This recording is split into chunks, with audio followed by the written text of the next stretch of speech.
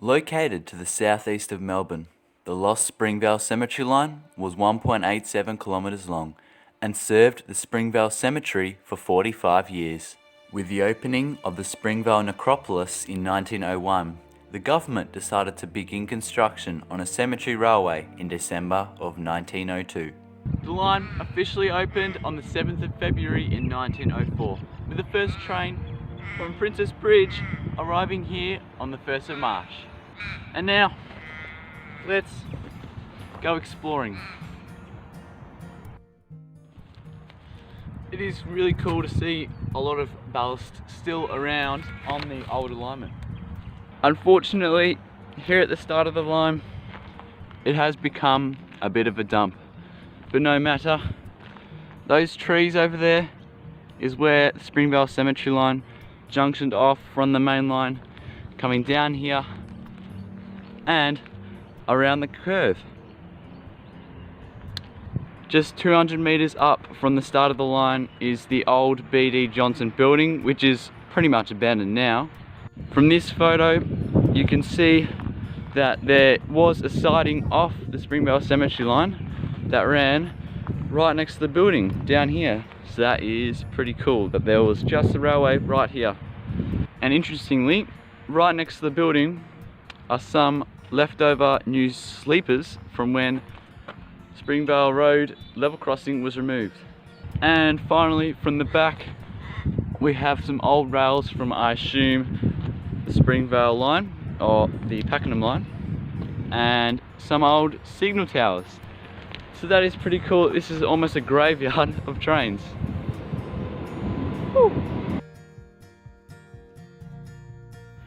Now from this photo you can see that to the left of the B.D. Johnson building is the Springvale Cemetery line, and it would have joined around the curve, come around here and followed these tracks, which surely are from the old Springvale Cemetery line. Probably not though. The line was used to transport the deceased, predominantly carrying them for free, running from Princess Bridge and stopping along the way if needed. The line was electrified in December of 1922 and was relatively successful over its lifetime.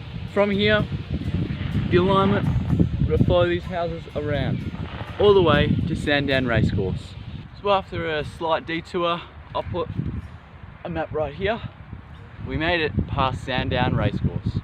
Funeral services stopped in 1943, and not soon after, in 1950, visitor services were gone as well. Because the racecourse was so close to the railway, a rebuild posed a threat, and that threat soon became a reality. And finally, let's head over to the cemetery. When the Sandown Racecourse was extended and rebuilt, it went straight through the Springvale Cemetery line. In January of 1951, the Springvale Cemetery line closed after 45 years in service. Here in the cemetery, this plaque marks the end of the line, and next to it is a post of an overhead wiring tower. Construction of a full loop around the cemetery was planned, but never completed. The station had one platform and one siding at the down end, a very simple configuration that seemed to work just fine.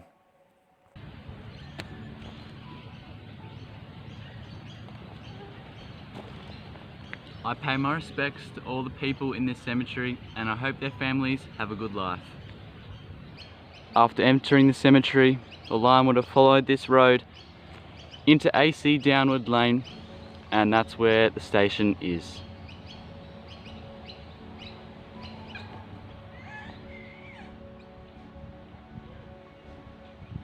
At Faulkner Memorial Park, this beautiful hearse car has been restored to what it would have looked like 70 years ago.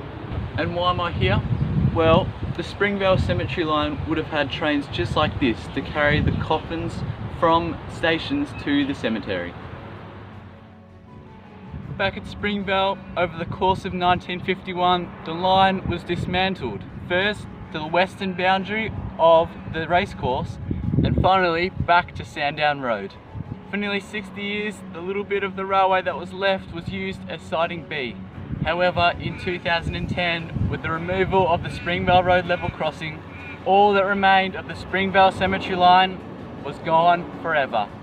The Springvale Cemetery Lime, a little known part of Melbourne's rail history, served the largest memorial park in Victoria and did its job perfectly.